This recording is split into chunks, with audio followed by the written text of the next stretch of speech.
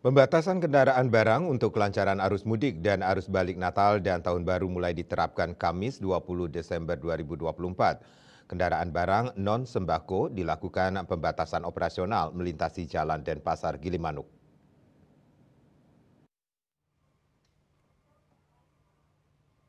Sejumlah posko Nataru juga mulai dibuka termasuk di unit pelaksana penimbangan kendaraan bermotor UPPKB Ceki Gilimanuk yang dijadikan kantong parkir kendaraan barang yang masih melintas. Pengawas Satpel UPPKB Cekik Imadi Ardana mengatakan, selama pembatasan itu UPPKB Cekik juga tidak beroperasi hingga akhir masa arus balik Nataru pada Rabu 1 Januari 2025 mendatang. Kendaraan yang diperbolehkan melintas diantaranya angkutan sembako, hantaran uang, BBM, gas, hewan ternak, dan keperluan penanganan bencana alam. Itu pun harus dilengkapi surat muatan yang diterbitkan oleh pemilik barang, tujuan pengiriman, serta jenis barang dan harus ditempelkan pada kaca depan sebelah kiri truk.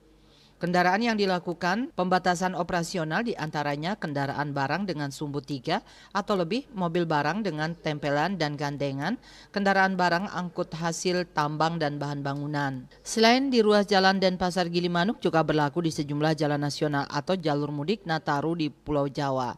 Pembatasan mulai pukul 5 sampai 22 WITA.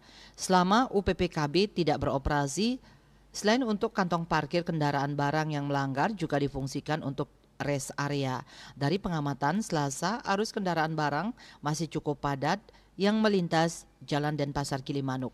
Sebagian besar mengejar waktu pengiriman sebelum pembatasan operasional. Sopir dan pemilik kendaraan juga telah diberikan sosialisasi terkait dengan pembatasan ini melalui pamflet. Surya Dharma, Bali Post melaporkan.